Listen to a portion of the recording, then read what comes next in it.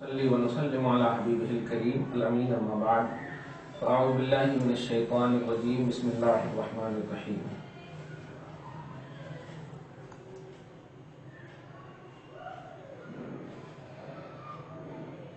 وانزلنا من المعصرات ماء ثجاجا۔ سورہ نبا کی آیت نمبر 13 تک کل درس ہو چکا ہے، آج ہے آیت نمبر 14 سے شروع۔ اللہ پاک اپنی ایسی قدرت کا اظہار فرما رہا ہے جس قدرت سے ان مخلوق کو یہ بتانا چاہتا ہے، یہ باور کرنا چاہتا ہے، یہ یقین دلانا چاہتا ہے کہ تم خود اگر اپنی روزمرہ کی زندگی میں پریکٹیکلی طور پر دیکھو گے تو تم کو خود یقین ہو جائے گا کہ نہیں، آل ان آل وہی نہیں ہے جو ہم سوچے ہیں، بلکہ ہمارے بعد بھی ایک زمانہ ہے، کیونکہ ہم جب نہیں تھے تو ایک زمانہ تھا، ہونے کے بعد کیسے نہیں زمانہ ہو سکتا؟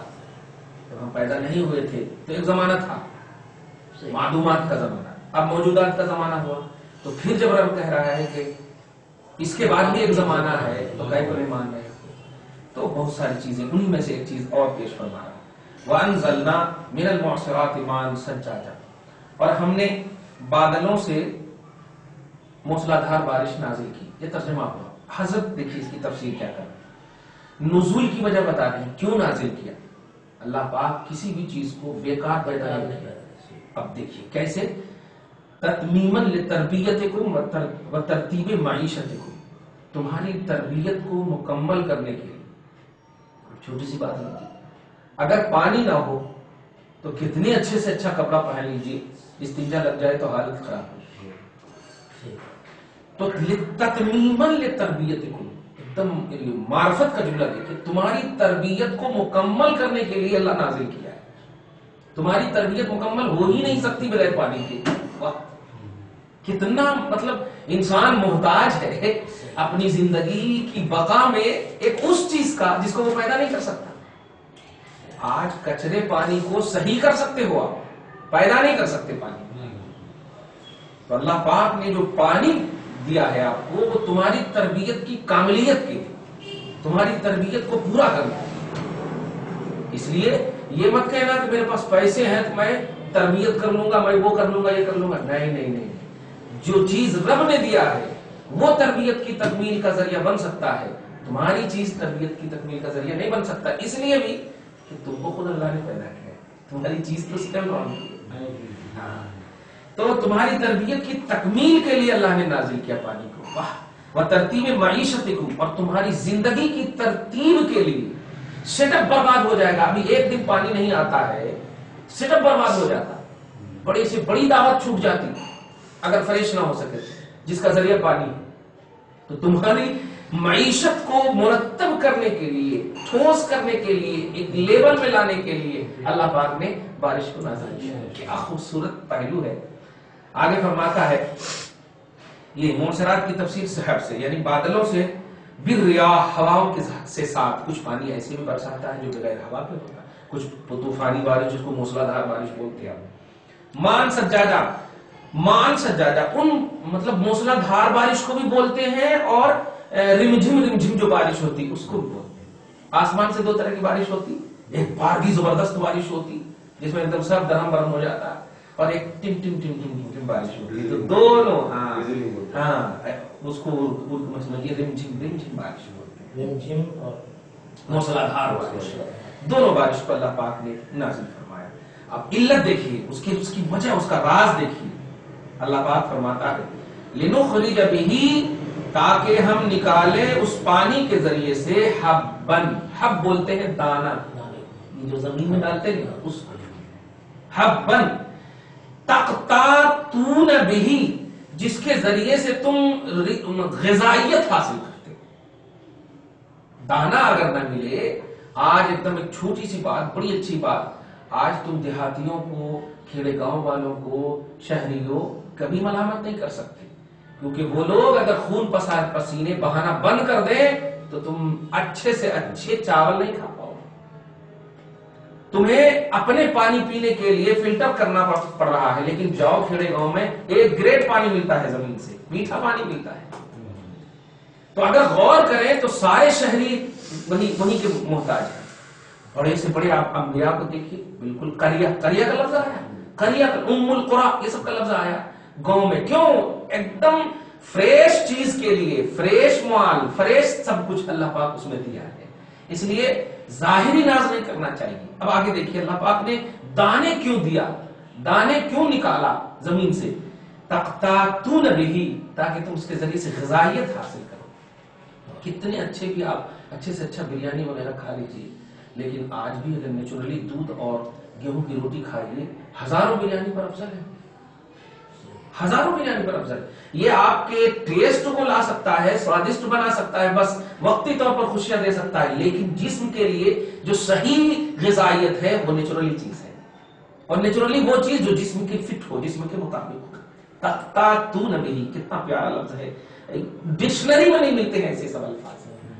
فرماتے ہیں کہ ہم نے دانا بارش اس لیے نازل کیا تاکہ ہم نکالیں دانا کو زمین سے، اور اس دانا کے ذریعے تمہاری غذائیت کو دیں، تم اس سے غذائیت حاصل کرو. وَنَبَاتًا، اور چارے کو نکالیں اس پانی سے. اب آپ دیکھیے پر سے زمین ہوتی، بارش بر جائے تو گھاس اگ جاتا.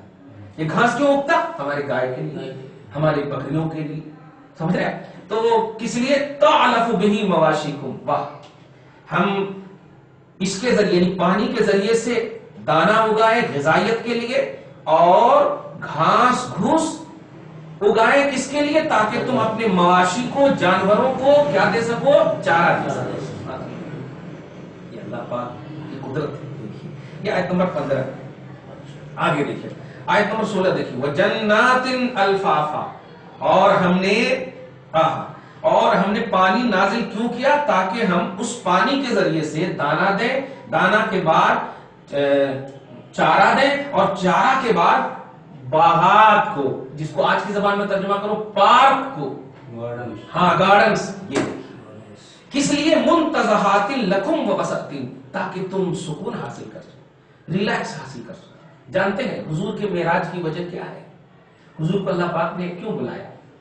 حضور صلی اللہ علیہ وسلم جب تبلیغ فرما رہے تھے تو اتفاق سے اس دن جو ہے کوئی بھی ایمان نہیں لایا، اتفاق سے. مطلب یہ بات بڑے زیادہ ظاہری طور پر مطلب غم میں نڈھال تھے، آج کوئی بھی نہیں لایا. تو ظاہر ہے آپ میں دوستی ہو، اور اگر معلوم ہو جائے کہ ان کو تکلیف ہے کچھ ذہنی، فوراً فون کر کے آپ بولو گے ارے یار کیا لے کر بیٹھے ہو ٹینشن، چلو گھومنے چلتے ہیں. یہ جملہ بولیں گے، چلو گھومنے چلتے ہیں. مطلب ان کے ذہن کو سکون دینے کے لیے کچھ نہ کچھ آپ کریں گے. تو اس سے بڑا سکون کیا ہوگا کہ آپ پارکوں میں لے جائیں، ایسی جگہ لے جائیں دیکھتے ہی ایک دم بھول جائے دنیا. ایک دم جیسے بولتے ہیں نا کہ چلو کشمیر، چلو یہ کیوں جاتے ہیں؟ کھانا نہیں، سب کچھ ملتا ہے یہاں بھی وہاں بھی، سب کچھ نہیں ملتا، لیکن ذہنی سکون کے لیے تو رب تبارک تعالیٰ نے اپنے حبیب کو اپنے پاس ملایا. اے حبیب، دنیا کی مشقات تکلیفیں تمہیں ہے، چلے آؤ میرے پاس، آؤ گھماتے ہیں. اور پوری دنیا کی سیر کرایا پورا نبی کو سکون دینے کے لیے. ایک راز یہ بھی بتاتے ہیں. اب یہاں پر اے میرے بندو، تم جو آج اپنے گھروں کے سامنے یہ پارکنگ بنا رہے، اس میں جو گھاس گھوس کہاں سے تم ملا ہے؟ ذرا سے غور کرو، غور کرو. یہ جو ساری چیزیں تم بنا رہے ہو، یہ ساری چیزوں کی بنیاد کیا ہے؟ بیس کیا ہے؟ بیس میں ہی ہوں، یہ میں نے ہی دیا ہے تمہیں، اب تم اس کو سجا رہے ہو بس. وَجَنَّاتٍ، اور باغات اور پارک وغیرہ تمہارے لیے ہم نے بنایا یا ڈالا یا ہم نے نکالا بارش نازل کر کے. الفافا، واہ دیکھیے گا ایسے باغات جو پے در پے ہو. پے در پے سے مراد یہ ہوتا کہ ایک مرتبہ ایک درخت لگایا آپ نے، اب ایک درخت سے پھر کئی وہی درخت ہو جاتا ہے. دیکھیے ایک درخت دیا آپ نے، اور ایک سے اس کو قلمی درخت بولتے ہیں، قلم بناتے بناتے کئی درخت ہو جاتے. اسی کی طرف حضرت فرماتے ملتفات اشجارها وثمارها من کثرتها وکثافتها. تھوڑا سی لگاتے ہیں اور لگاتے کیا ایک دم دنیا ایک دم گھیر لیتی، ایک دم ایسا. یہ کون ڈال رہا اس کے اندر زندگی؟ یہ جو بڑھ رہے ہیں، یہ جو نمو دیکھ رہے ہو اس کے اندر، یہ جو بڑھوتری دیکھ رہے ہو، کثافتیں دیکھ رہے ہو، اور کثرتیں جو دیکھ رہے ہو، اس کا راز کیا ہے؟ اس کا راز یہ ہے کہ ہم پیدا کر رہے ہیں. تو مان لو نا، جو ذات تمہیں سمجھ میں نہیں آ رہی ہے کہ اس کو کون پھیلا رہا ہے، کون بڑھا رہا ہے، وہی ذات تمہیں کہہ رہی ہے کہ اگر تمہیں سمجھ میں نہیں آ رہا کہ اس زندگی کے بعد بھی کوئی زندگی ہے، تو جس طرح اس کو تو بے سمجھے مان رہا ہے، اس کو بھی بے سمجھے مان لے گا. کیونکہ عقل نہ دوڑنے کا نام ہی ایمان ہے. جہاں تک عقل جائے آپ کی وہاں تک عقل دوڑانا چاہیے. عقل جہاں تک بڑھے وہیں تک عقل دوڑانی چاہیے.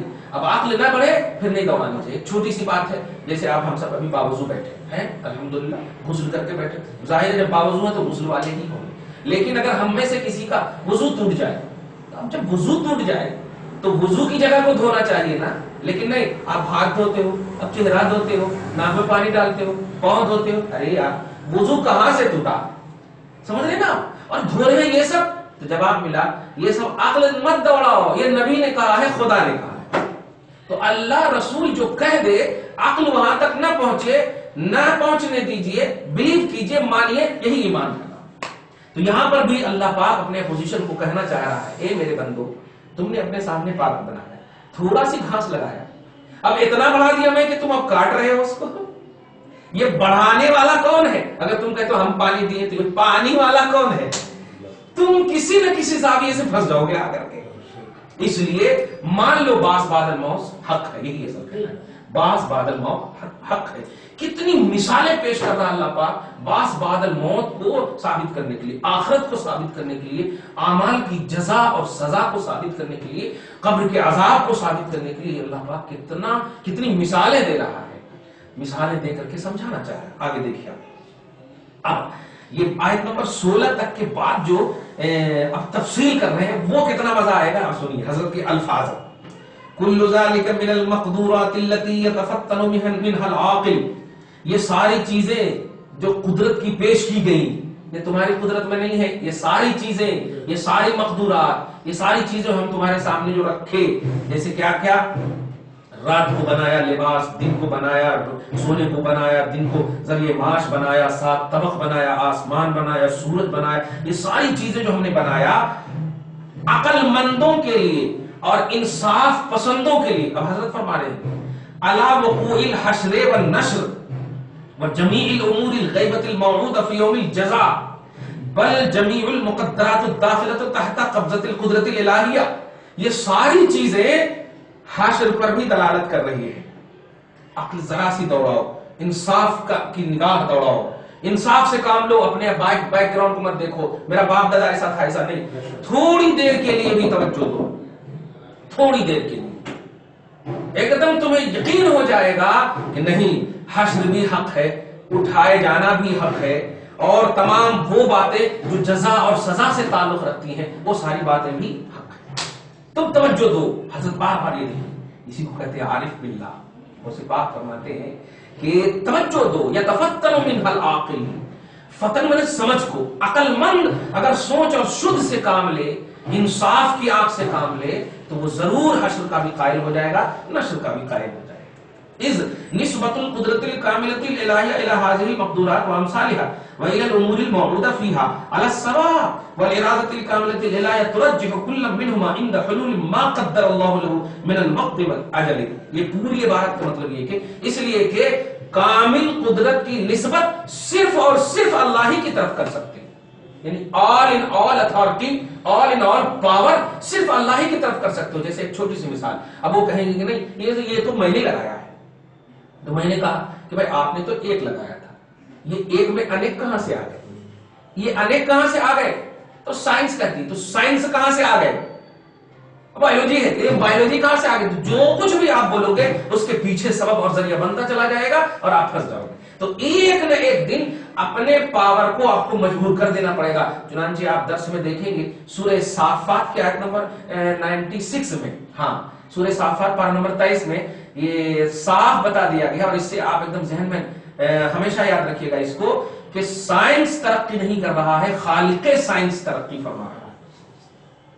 کیسے؟ اس لیے کہ اللہ خود فرماتا واللہ خلقکم وما تعملون, اے لوگوں تمام مخلوق کو, جو تم کو بھی اللہ نے پیدا کیا ہے, اور تمہاری کرتوت, تمہارے اعمال, تمہارے کردار, تمہارے افعال, تمہاری ساری چیزوں کو اللہ پاک نے پیدا کیا.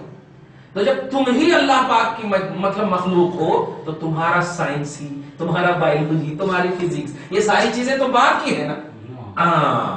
تو یہ پارہ نمبر 23 کی آیت نمبر 96 زندگی بھر تک یاد رکھیے. اور جب بھی کوئی سائنٹسٹ آپ کے سامنے بولے کہ نہیں سائنس بہت ترقی کر گیا، نہیں بابا، سائنس نے ترقی نہیں کیا ہے، رب کی قدرت دن بدن اتنی ترقی کر رہی ہے کہ ایک مخلوق کے اندر وہ پاور رکھ دے رہا اللہ تعالیٰ جس سے آپ رب کو پہچانو کہ ایک عام مخلوق جس کو ایک پتھر مار دیجئے تو سر پھوٹ جائے ہے سائنس بچانے والا. اگر سائنس بچا لے تو کھڑا رہے، اس کو ہم پتھر مارنا چاہیں، بچا لے تو ذرا نہیں بچا سکتے. سائنس دماغ، اور دماغ کو رب نے پیدا کیا، عقل کو رب نے پیدا کیا، تو پورے دماغ اور ذات کے ساتھ اللہ پاک نے آپ کو ہم کو پیدا کیا ہے. اس لیے سائنس نہیں، خالق سائنس ترقی فرما رہا. اسی کو سورہ رحمان میں اللہ پاک فرماتا ہے کل یوم هو فی شأن فبأی آلاء ربکما تکذبان.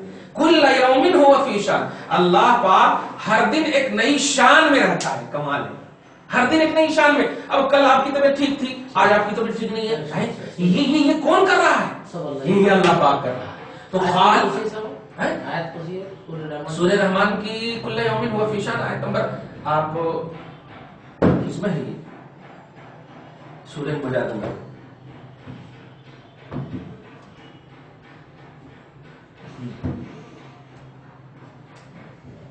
دیکھیں ایک دم آسان ہے، یہی تو ہے ہم لوگوں کے درس کا. کل یوم هو فی شأن.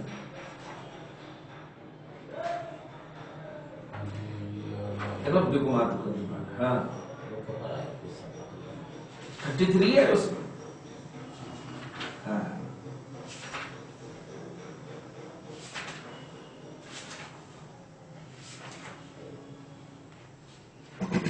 کل یوم هو فی شأن. سورہ رحمان 29.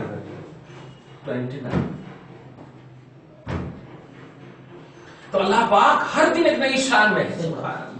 وہ قدیم ہو کر کے ہر دن ایک نئی شان. جی آگے آپ دیکھیے وبالجملة من ترقى إدراكه عن مضيق الألف وخرق حجب الرسوم والعادات وخلص من ظلمات الأوهام والخيالات العائقة عن الوصول إلى وحدة الذات التي هي منبع عموم الخيرات ومنشأ جميع الكمالات انكشف له بابا. کہنا یہ ہے کہ اللہ پاک کے بندے اگر اپنے ادراک کو، تمام اپنی عقل کو تمام دنیا کی ٹیپ ٹاپ سے دور کر کے اگر ان تمام مخلوق کی عظیم عظیم کوالٹی پر ریسرچ کرے گی تو اس کے پیدا کرنے والے کی طرف آٹومیٹک اس کا دماغ چلا جائے گا. یہ کہنا 17 ہے. ہاں یہ آیت نمبر نہیں، یہ ابھی 16 ہی چل رہی ہے، 17 نہیں، بلکہ اس کی توضیح چل رہی ہے. غوث پاک کی توضیح دے دی. یعنی بندے اگر تم تمام دنیاوی کثافتوں کو، یہ ٹیپ ٹاپ کو، دنیاوی ذرائع کو چھوڑ کر توجہ دو. بس یہ آنکھ بند کیوں ہے، ایسے توجہ دو. آنکھ بند کیوں ہے، اور پھر آنکھ بند ہونے کے بعد احساسات ایسے کیوں آ رہے ہیں، تو یہ سب توجہ دو گے آپ. اور دنیاوی علوم کو نہیں، یہ ذریعے کو نہیں، یہ اپنی سائنس چھوڑ دو، تو آپ کا دل یقیناً کہے گا کہ ایک اللہ ہے. ایک اللہ ہے، ایک ایسی ذات ہے جو ساری کائنات کو چلا رہی ہے. کیونکہ اگر دو اللہ بھی ہوتا نا تو جھگڑے شروع ہو جاتے. ایک چاہتا بارش ہو، ایک چاہتا بارش نہ ہو، ایک چاہتا دن ہو، ایک چاہتا رات ہو. صحیح ہے؟ تو دو اللہ بھی اس لیے نہیں ہے، ایک اللہ ہے، اس لیے اکول سب کو اللہ پاک کی طرف سے مل رہا ہے. کوئی عدل میں آپ یہ نہیں لا سکتے. ہاں اگر آپ کو دے رہا ہے اللہ اور آپ اس کی خود قدر نہیں کریں گے تو دینے والے کا قصور نہیں، لینے والے نہیں قصور. آگے آپ دیکھیے وَلِذَلِكَ وَقَعَ فِي مَا وَقَعَ مِنَ الْبَلْوَى وَزَلَّتْ نَعْلُهُ فِي سَبِيلِ الْقُرْبِ مِنَ الْمَوْلَى. آخر میں یہ کہہ رہے ہیں کہ اگر دنیاوی کثافتوں سے، دنیاوی ٹیپ ٹاپ سے، دنیاوی الجھنوں میں اگر لگے رہو گے تب وحدت ذات الہی تمہیں سمجھ میں نہیں آئے. اللہ پاک کی ذات کو، اس کی خالقیت کو، حساب و کتاب لینے والی ذات کو اگر سمجھنا ہو تو آپ کو تنہائی لانی پڑے گی، وہ سوچ لانی پڑے گی جس سوچ کو پیدا کرنے والا ہے. جو آج آپ کو سوچ دی ہے، اس سوچ کے پیچھے کیا کار فرما ہے، کیا اس کا بیس ہے، یہ دماغ ہمیں اتنا کیوں ملا. جیسے آپ بولتے ہیں ارے اس کا دماغ بہت بڑا ہے، یہ بہت بڑا کیوں بول رہے ہیں؟ کچھ تو وجہ ہے، کچھ تو وجہ ہے. جسمانی اس گروپ میں سے کوئی بھی پرزا ایسا ہوگا اس کا جو ہم سے الگ ہوگا. تو یہ الگ کیوں ہے؟ انسان ہم بھی، وہ بھی انسان، اولاد ہماری، ہم باپ، پھر الگ کیوں؟ اس کا مطلب یہ ہوا یہی ہے ہر دن اللہ پاک ہر مخلوق میں ایک نئی شان پیدا فرما رہا، ایک نئی شان پیدا فرما رہا. اسی کی طرف سے پاک ارشاد فرما کہ دنیاوی ٹیپ ٹاپ سے، دنیاوی کثافتوں سے دور ہو کر اگر وحدت الہی میں اللہ کی ذات کی وحدت میں اگر غور کرو گے تم کو ایک اللہ سمجھ میں آ جائے گا، اور جب رب کی ذات سمجھ میں آ گئی تو اب آپ کو اس کی ہر بات سمجھ میں آ جائے گی۔ بات کیوں نہیں سمجھ میں آ رہی ہے؟ کہ ذات الہی کے لیے ٹائم نہیں ہے۔ آج تم کوئی کارنامہ انجام دیتے ہو تو نہ یہ کہ اللہ کا شکر ادا کرو، بلکہ کارنامے کا دنیا سے ایوارڈ لینے کی کوشش کرتے ہو۔ کوئی کارنامہ بندہ اگر ایجاد کرے، کوئی بھی چیز ایجاد کرے تو اس کو انتظار کرتے ہیں۔ چھوٹی سی بات ملالہ یوسفزئی کی مثال لے کے آپ، پاکستان کی ملالہ، ٹھیک ہے، عورت کی تعلیم کے بارے میں آگے بڑھی، چھوٹی سی عمر ہے، لیکن یہ ساری دنیا میں کافر لوگ ان کو ایوارڈ کیوں دے رہے ہیں؟ کیا ان کے باپ ماں کو یہ غیرت نہیں ہے کہ میری مسلمان بیٹی ہے یہ جملہ کہہ سکے کہ نہیں اللہ پاک کا کرم ہے، وہ قدرت والا ہے کہ میری بیٹی کے اندر وہ ٹیلنٹ پیدا کیا؟ بس یہی ہمارے لیے بات کافی ہے۔ لیکن وہ واشنگٹن میں جا رہی ہے، کہاں جا رہی ہے، اور باپ لوگ بھیج بھی رہے ہیں اس کو۔ استغفر، یہ نہیں ہونا چاہیے۔ اگر اللہ پاک کے بندو تمہارے اندر معاشرے میں، سوسائٹی میں کچھ بھی اگر ایسی چیز نظر آ رہی ہو جو آپ کو خوشی دے تو اس خوشی کا سب سے پہلے حقدار اللہ پاک ہے۔ سب سے پہلا حقدار، سب سر بسجود ہو جاؤ۔ اللہ پاک خود کہا ہے لئن شکرتم لازیدنکم، اگر تم میری نعمت کے بدلے میں شکریہ ادا کرو گے، تم نہیں جانتے کہ میں بڑھاتا جاؤں گا، میں اور دیتا چلا جاؤں گا، بڑھاتا چلا جاؤں گا۔ سورہ نحل کے آیت نمبر 4-5 میں آپ دیکھیں گے، یہ آیت اللہ پاک نے کی، آیت نمبر 4-5 میں ہے سورہ نحل بار نمبر 14 میں، کہ اگر تم میری نعمت کا شکریہ ادا کرو تو اللہ کہہ رہا ہے۔ اب واشنگٹن تو نہیں کہا، امریکہ نے تو نہیں کہا کہ تم شکریہ، امریکہ بعد میں، لیکن آج اسی کے ایوارڈ کو پوری دنیا میں پھیلایا جا رہا ہے کہ نیشنل ایوارڈ، امن نوبل انعام یافتہ، یہ سب کیا ہے؟ یہ اسلام یوز اینڈ تھرو ہو چکا ہے، ان کے ناموں سے یوز اینڈ تھرو ہو چکا ہے۔ نہیں، ہم انعام لیں گے اللہ پاک سے۔ اسی لیے ہم ہمیشہ ایک جملہ کہتے ہیں تصوف کی دنیا میں کہ زمین کے اوپر کام، زمین کے نیچے آرام، میدان محشر میں جب جاؤ گے تو انعام۔ یہ تین پہلو ہیں، زمین کے اوپر کام، زمین کے نیچے آرام، وہاں اللہ پاک کے ہاں انعام۔ یہ ہے ہماری زندگی کا خلاصہ۔ اوپر جب تک ہے ہم کار کرتے رہیں گے، یعنی زمین کے نیچے آرام، زمین کے اوپر کام، اور زمین کے نیچے کے بعد جو حشر میں اٹھیں گے وہاں ملے گا ہم کو انعام۔ یہ تصور ہمارا اگر رہا تو ہماری زندگی الحمدللہ گھری رہے گی اللہ پاک اور اس کے کرم، اور اس کے کرم کے بعد تو کسی کے کرم کی ضرورت نہیں۔ ظاہر اب آپ ذرا سوچئے، ایک بھی پوری دنیا کو ایک طرف کر کے اور ایک دیہاتی صحابی کو ایک طرف کھڑا کیجیے اور پوری دنیا کو کہیے یہ کامیاب ہے یا تم کامیاب ہو۔ اب آپ سوچئے، ممبر پر کھڑے ہوتے تھے حضرت عمر فاروق اور ممبر پر سے چلا بیٹھتے تھے یا ساریت الجبل، یا ساریت الجبل، کئی میل دور، کئی 100 میل دور رہتے تھے اور یہیں سے بغیر ریڈیائی سسٹم کے اپنی آواز پہنچا دیتے تھے۔ یہ طاقت، کبھی تم نے اس پر ریسرچ کیا؟ آج تم مریخ پر پہنچ رہے ہو، چاند پہ پہنچ رہے ہو تو اس کو عجوبہ سمجھ رہے ہو، عجوبہ سمجھ رہے ہو۔ میرے آقا اپنی زندگی میں 7 آسمان چیر کر لاما تشریف لے گئے۔ چاند تو آسمان کے نیچے ہے، یہ پہلے آسمان پہ دکھ رہا ہے، سمجھ رہے نا؟ تو یہ اس کو آپ نہیں دیکھ رہے ہیں۔ ویسے آج سائنس بھی اس کو مان رہا ہے کہ ہاں بالکل حق ہے۔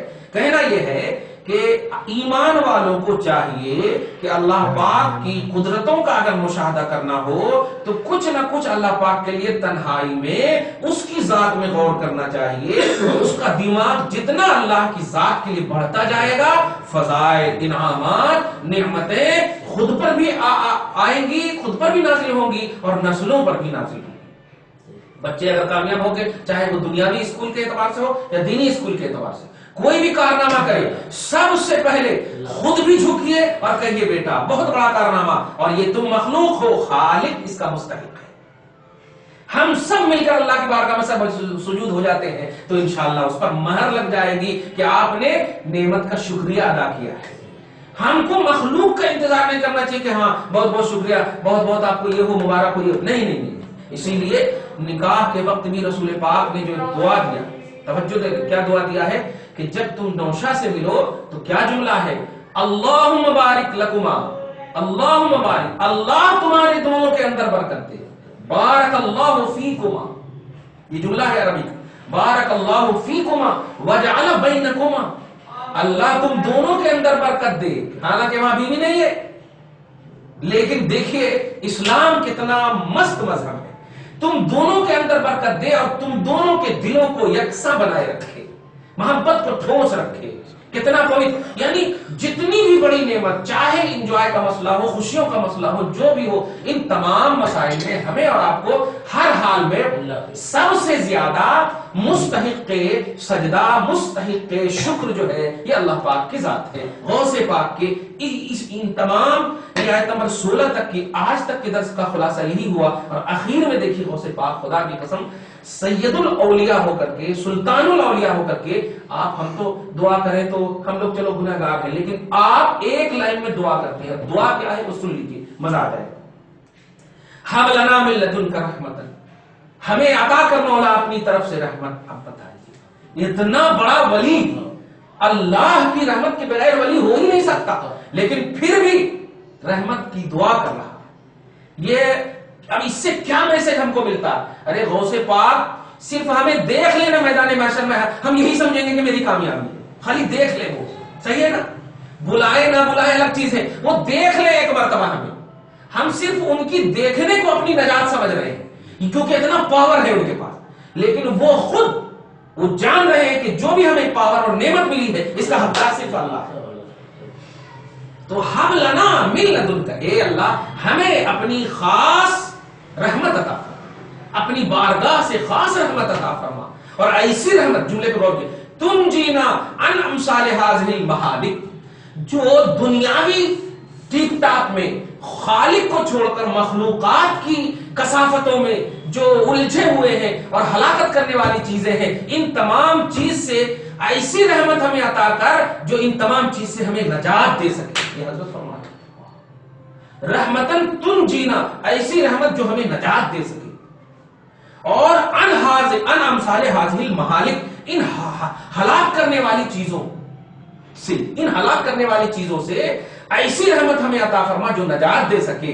انک انت الوہاب, کیونکہ تو ہی عطا کرنے والا. دیکھ رہے جملہ, تو ہی عطا کرنے والا ہے. اب اس دعا نے تو اپنی زندگی میں انقلاب لا دیا. اگر آپ اس درس کا صحیح نتیجہ آج کے اس درس کا لیں تو ایک لفظ بول دوں, غوث پاک کی اس دعا نے ہماری زندگی میں انقلاب لا دیا. کیونکہ آپ بتائیے غوث پاک پر اگر خدا رحم نہ کرے تو بتاؤ کس پر رحم کرے؟ جو تمام ولیوں کے سردار ہیں, جن کا کبھی تکبیر تحریمہ جن کی نہ چھوٹی ہے, کبھی عبادت کا وہ عالم کہ 40 سال تک عشاء کے وضو سے فجر کی نماز, اتنا بڑا ایمان میں کامل متقی سلطان الاولیاء, ان کے لیے کچھ نہیں تھا کہ وہ مانگے. ان کی مطلب ان کے وسیلے سے ہماری دعائیں قبول ہو رہی ہیں. اتنی برکت ذات ہو کر کے ابھی بھی رب سے مانگنے کے لیے پیچھا نہیں چھوڑا. ہمارے پاس کیا ہے بتائیے جو ہم پیش کر سکیں خدا کی بارگاہ سوائے ادب و احترام کے؟ اور کچھ نہیں ہے. کیا ہم عمل ہے ہمارے پاس پیش کر سکتے ہیں؟ 5 وقت کی پابندی سے ریلیکس کے ساتھ, اطمینان کے ساتھ روز نماز نہیں ہوتی, ایک نہ ایک نماز میں کچھ نہ کچھ کھوٹ ہوتی. اور وہاں تو 40 سال تک کی بے لوث بے سوئی ہوئی عبادت, اللہ اللہ کیسی عبادت ہوگی. وہ عبادت گزار متقی پرہیزگار اللہ کا توحید پرست بندہ, رسالت کا عظیم الشان فالوور بندہ رب سے کنٹینیوٹی کے ساتھ رحمت کا بھکاری نظر آتا ہے. کیوں؟ وہ جانتا ہے یہ وہ دربار ہے کہ جہاں مانگو گے تم تھک جاؤ گے, وہ نہیں تھکتا ہے دیتے دیتے. یہی وہ دربار ہے. تو ہم تو مخلوق ہیں, ہمیں جتنا بھی مل رہا ہے وہ کم ہے, کیونکہ دینے والا بالکل اہم ہے. وہ کم وہ دیتے ہی رہے گا. بلکہ حدیث میں تو یہاں تک آیا ہے کہ بندہ اگر رب سے نہیں مانگتا ہے تو غصہ آ جاتا ہے. بتائیے آپ سے ہم اگر 2 مرتبہ فون کر دیں, یار چندہ نہیں دیا, تیسری مرتبہ موبائل فون بند کر لیں گے. آپ یہ کیا میرے پیچھے پڑ گئے؟